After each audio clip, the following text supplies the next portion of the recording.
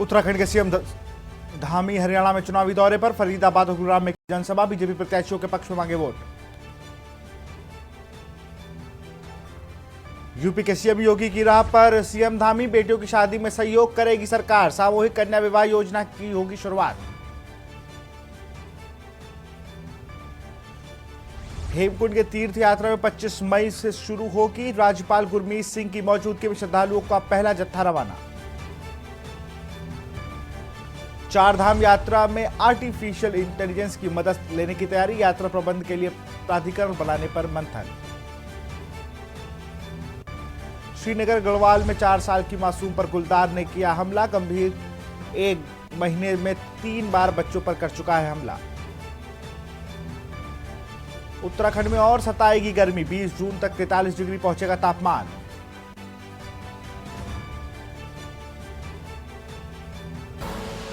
आप देख रहे हैं के न्यूज, खबरों का सारथी। नमस्कार, स्वागत है आपका के न्यूज में। आप देख रहे हैं खबर उत्तराखंड और मैं हूं आपके साथ विशाल पंडित। रुक करते हैं खबरों का। कांग्रेस विधायक सुमित हृदयेश का कहना है कि राज्य सरकार निकाय चुनाव को पूरी तरह से टालने का प्रयास कर रही है। आरोप लगाते हुए कहा कि सरकार हाईकोर्ट को गुमराह करने में भी पीछे नहीं हट रही है। गलत शपथ पत्र देकर कोर्ट को गुमराह किया जा रहा है। निकाय चुनाव में भी सरकार ने कुछ ऐसा ही किया। आगामी 4 जून को मतगणना के दिन भाजपा सरकार को झटका लगेगा, लिहाजा इसी डर से निकाय चुनाव को पीछे किया जा रहा है। आपको बता दें कि पूर्व में एक याचिका पर सुनवाई करते हुए हाईकोर्ट ने कहा था कि नगर निकायों में प्रशंसकों का कार्यकाल नहीं बढ़ाया जाएगा। साथ ही कहा कि 6 महीने में चुनाव प्रक्रिया को पूरी कर ली जाएगी। इसके बावजूद प्रदेश सरकार लगातार हाईकोर्ट को गुमराह कर रही है। देखिए, कोर्ट में जो साक्ष्य और प्रमाण देने चाहिए वो सत्यता पे देने चाहिए। तो सरकार को पहले कहना नहीं चाहिए था कि हम जून में करा देंगे। और हमें तो पता था कि तकनीकी तौर से, क्योंकि आचार संहिता ही जिस दिन शपथ ग्रहण होता है उस दिन हटती है, तो वो तो वैसे ही 6 जून के बाद होगा। तो अब किस सोच के साथ इन्होंने वो शपथ पत्र सम्मानित हाईकोर्ट में दिया, ये गंभीर विषय है कि सरकार कोर्ट को भी गलत अपने शपथ पत्र दे रही है और फिर पब्लिक में आके अलग बात कह रही है। तो मेरे ख्याल से 4 जून को जो झटका लगने वाला है, उस झटके की देरी और उस विलंब से के बाद ही विचार हो पाएगा कि निकाय चुनाव ये कब कराएं। झटका ज़्यादा बड़ा लगेगा तो चुनाव और देर में होंगे, और झटका हल्का सा लगेगा तब भी और देर में होंगे। लेकिन झटका लगना इनको तय है, चाहे लोकसभा चुनाव हो या निकाय चुनाव। खबर रामनगर से है, जहां तराई पश्चिमी वन प्रभाग की टीम ने मुखबिर की सूचना पर ग्राम चोर में पान स्थित में एक गोदाम में भारी मात्रा में अवैध लिपस्टिक के गिल्टे बरामद करने में सफलता हासिल की है। वन विभाग की कार्रवाई के बाद लकड़ी तस्करों में हड़कंप मचा हुआ है। इस संबंध में जानकारी देते हुए तराई पश्चिम वन प्रभाग के डीएफओ प्रकाश चंद आर ने बताया कि वन निगम का लिप्टस कटान का कार्य चल रहा है तथा लिप्टस की लकड़ी के ढुलान के ठेकेदारों द्वारा ये लकड़ी अवैध रूप से चोरी की गई थी।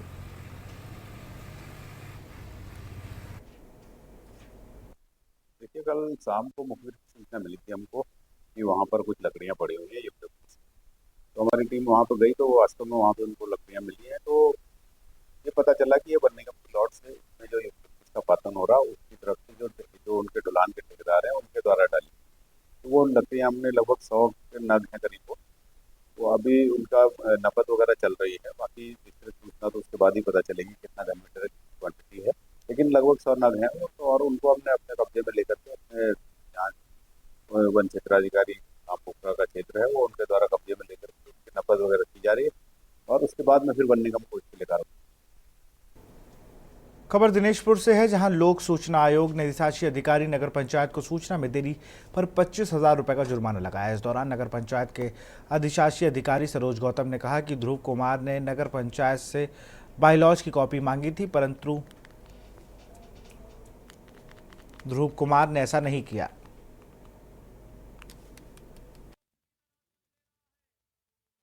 कि यही सूचना कुछ दिन पहले ध्रुव कुमार ने मांगी थी और उन्हें बायलॉज की कॉपी दी गई थी। ध्रुव कुमार प्रतिदिन सूचना अधिकार अधिनियम अंतर्गत से सूचना मांगते रहते हैं और हमारा एक कर्मचारी ध्रुव कुमार के सूचना को देते देते एक अलमारी भर दिया, परंतु ध्रुव कुमार जो भी सूचना प्राप्त करते हैं आगे की कोई कार्रवाई नहीं करते हैं।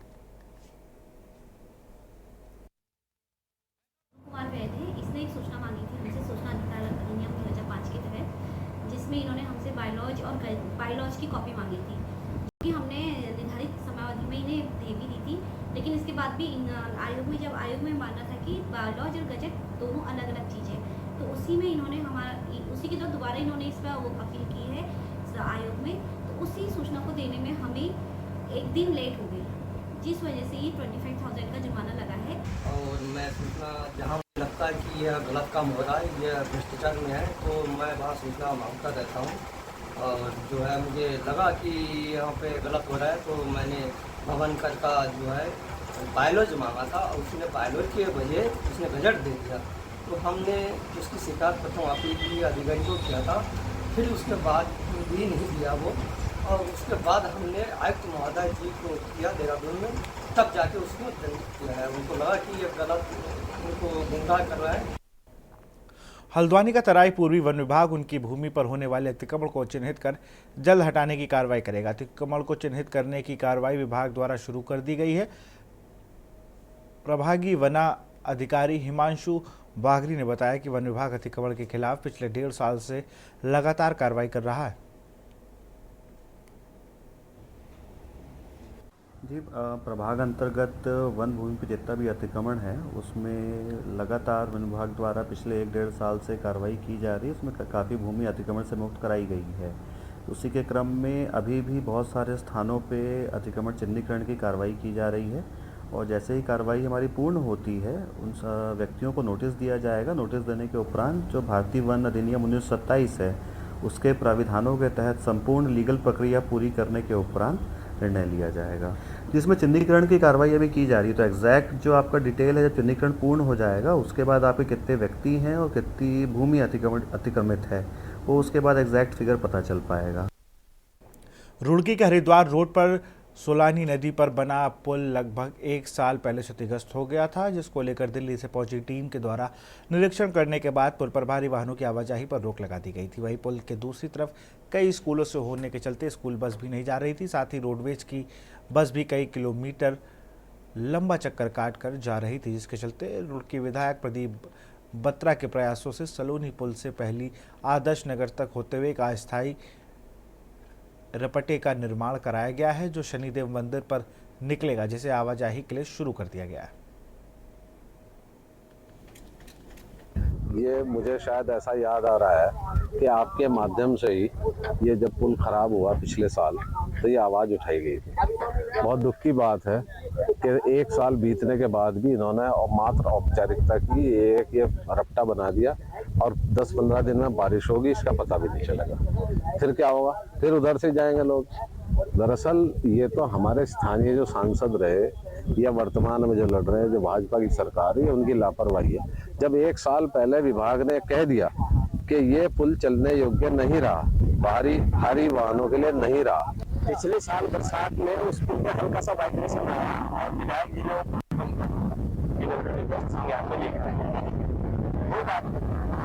एक साल तक वो मरम्मत या उस पुल के बराबर में दूसरा नया पुल ना बना करके अब जब यहाँ की जनता परेशान होने लगी और हम लोग वो सड़कों पर उतरने लगे तो विधायक जी ने आनंद फानन में दिमाग लगाया और एक ऐसी तरफ से एक मोहल्ले के अंदर से रास्ता निकाल दिया ये, और ये ऐसी जगह से रास्ता निकला जहाँ शाम के समय बच्चे भी खेलते रहते सब कुछ। अब यहाँ से ये हाईवे निकाल दिया। उत्तराखंड हाईकोर्ट ने राज्य में राजस्व पुलिस व्यवस्था समाप्त करने को लेकर दायर जनहित याचिका पर सुनवाई के बाद कोर्ट की खंडपीठ ने जनहित याचिका को निस्तारित करते हुए राज्य सरकार को निर्देश दिए हैं कि 1 साल के भीतर पूरे प्रदेश में रेगुलर पुलिस की व्यवस्था करके उसकी रिपोर्ट कोर्ट में पेश करें। मामले में सुनवाई के दौरान राज्य सरकार की तरफ से कहा गया कि सरकार के कई क्षेत्रों में रेगुलर पुलिस की व्यवस्था कर दी है और अन्य क्षेत्रों में इस व्यवस्था को लागू करने के लिए सरकार प्रयास कर रही है। आपको बताएं 2004 में सुप्रीम कोर्ट ने भी नवीन चंद्र बनाम राज्य सरकार केस में इस व्यवस्था को समाप्त करने की आवश्यकता समझी गई थी, जिसमें कहा गया था कि राजस्व पुलिस को सिविल पुलिस की भांति ट्रेनिंग नहीं दी जाती है। यही नहीं, राजस्व पुलिस के पास आधुनिक साधन, कंप्यूटर, डीएनए और रक्त प्रशिक्षण, फॉरेंसिक जांच, फिंगरप्रिंट जैसी मूलभूत सुविधाएं उपलब्ध नहीं होती है। इन सुविधाओं के अभाव में अपराध की समीक्षा करने में परेशानियां होती हैं।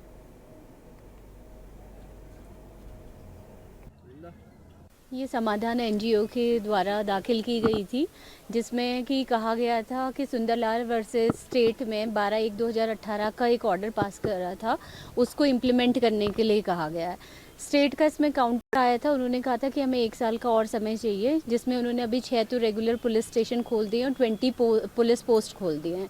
तो और आगे 1 साल के अंदर वो बाकी भी पुलिस स्टेशन खोल देंगे। इसी को लेके ये याचिका दायर थी। स्टेट के काउंटर के इसी पार्ट को लेते हुए कि 1 साल के अंदर वो कर लेंगे, ये याचिका निस्तारित की जा चुकी है। याचिकाकर्ता का कहना यही था कि 2018 से ये ऑर्डर हुआ है कि रेगुलर पुलिस स्टेशन खोले जाएं और आज के दिन तक भी नहीं हुआ है। खबर रुद्रपुर से है, जहां नाबालिग के अपहरण के प्रयास का कोतवाली पुलिस ने आनन फानन में खुलासा तो कर दिया, लेकिन मगर आरोपी फेरी वाले से अपहरण का राज नहीं उगलवा पाई। आशंका जताई जा रही है कि आरोपी अपहरण गिरोह का सदस्य भी हो सकता है और उसका मकसद संगीन वारदात को अंजाम देना भी हो सकता है, लेकिन इन सभी सवालों का जवाब पुलिस के पास नहीं था। अरे मारने से क्या होता है?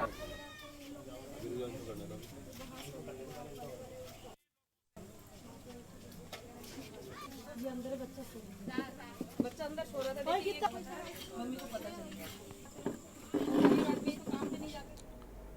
यहाँ रुकते एक छोटे से ब्रेक के लिए, जल्द हाजिर हूँ।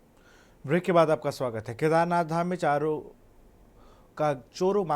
का गिरोह तीर्थयात्रियों को लूटने का काम कर रहा है। रात के समय टेंटों और होटलों में सोए तीर्थयात्रियों के कमरों में किस तरह घुसकर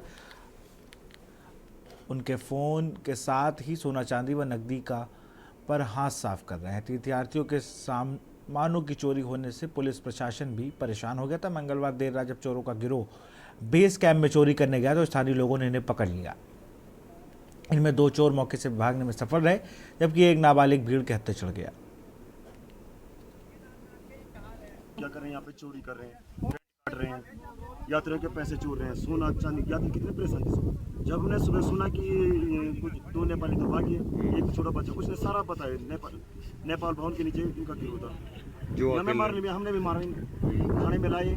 और बहुत नेपाली जो लोग हमारे, चाहे वो दलित हो, चाहे वो ठाकुर हो, चाहे वो ब्राह्मण हो, चाहे वो जो इनको रेंट दे रहे हैं, दुकानों में शरण दे रहे हैं, दुकान दे रहे हैं, उन पे भी सख्त कर रहे हो। और उन लोगों पे अभी दुकानें सीज हो रही है। यार क्यों दे रहे हो यार तुम इन लोगों को? अपने लोगों को तो पहाड़ का पानी, पहाड़ की जवानी कैसी काम आएगी जब आप लोग नेपालियों को यहाँ शरण दे रहे हो? गौरीकुंड तुमने पूरे इनको बसा रखा है। अभी देखो नीचे पूरे 400-500 कटे थे। हमने के लिए चढ़ाने के लिए चांदी का छत्र लेके आए हैं। यहाँ से 3000 किलोमीटर देवरी से एमपी मध्य प्रदेश। वो भी चोरी होगी। सोने के 2 गुड़िया है, सोने के 2 गुड़िया है। तो ये हमारे केदार घाटी के लोग नहीं कर रहे हैं, ये जो नेपाल से आए हैं, हमने पकड़ दिए कुछ लोग। उनसे मैंने बोला भी था कि तुम साथ चलना, लेकिन वो वहाँ से गायब हो गए। पकड़ना तो आप देखिए दोस्तों, हमारे केदार घाटी के लोग कोई चोरी नहीं करते हैं। कुछ गिरोह हमने पकड़ दिया है, कुछ अभी ऊपर है। ये नेपाली जो यहाँ पे वो कर रहे हैं, ये मोबाइल चोरी कर रहे हैं, ड्रग्स वो कर रहे हैं। अभी देखो सोने की माला, चांदी की माला, इससे हमारे क्या केदार घाटी के लोग बदनाम हो रहे हैं।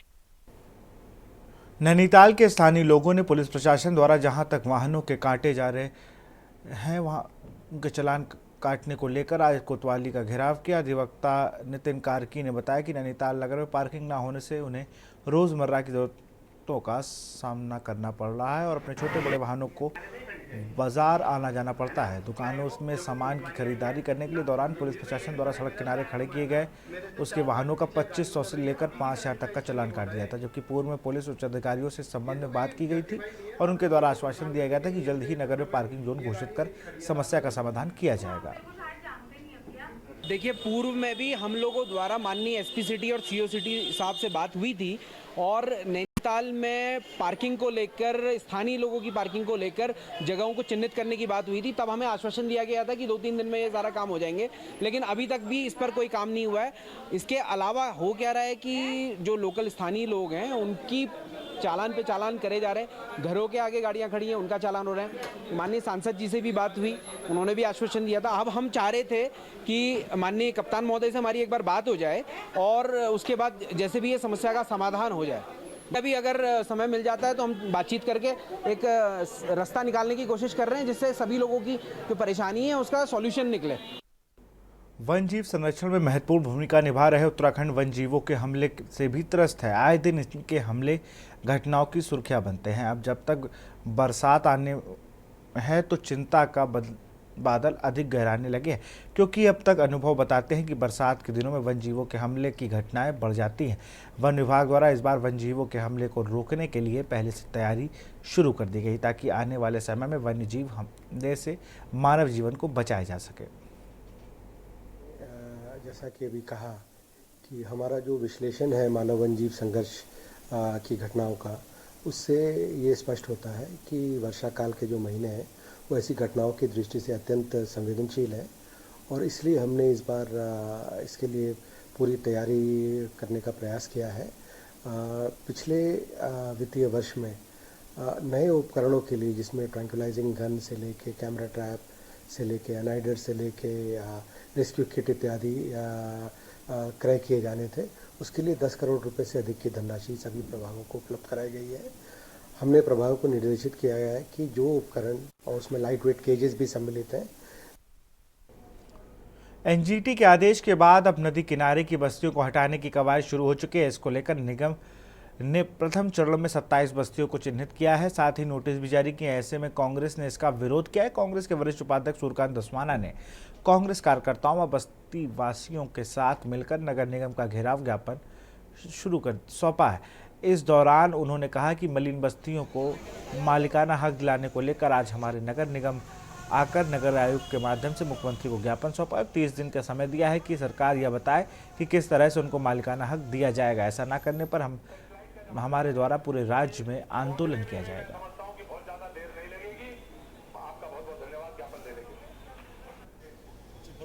वरिष्ठ साथी है हमारे इकराम भाई, महमूदन भाई,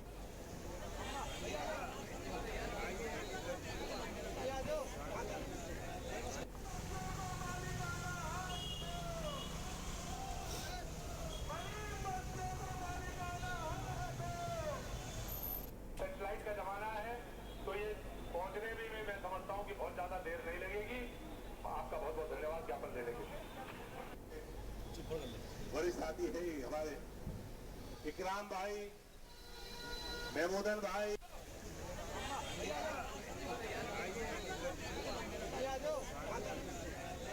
विकास परिषद राज्य का सबसे पुराना मलिन बस्तियों का संगठन है। आज हमने और महानगर कांग्रेस कमेटी ने देहरादून की मलिन बस्ती के लोगों के साथ मलिन बस्तियों के मालिकाना हक के बारे में नगर निगम कूच किया था, और हजारों की संख्या में आपने देखा मलिन बस्ती वाले उमड़े, और मालिकाना हक का मांग का ज्ञापन हमने नगर आयुक्त के माध्यम से मुख्यमंत्री को भेजा। इस ज्ञापन में हमने 30 दिन का समय दिया है। 30 दिन के भीतर सरकार स्पष्ट नीति के साथ यहाँ पर जनता के बीच में आए और स्पष्ट करे कि मालिकाना हक किस तरह से दिया जाएगा। 2016 में राज्य की कांग्रेस सरकार ने जो मालिकाना हक देना शुरू किया था, 2017 में भारतीय जनता पार्टी की सरकार बनने के बाद वो प्रक्रिया समाप्त कर दी गई। फिलहाल खबर उत्तराखंड में इतना ही। आगे देखिए के न्यूज़ का खास कार्यक्रम अंतम हमारे प्रधान संपादक दुर्गेन चौहान के साथ।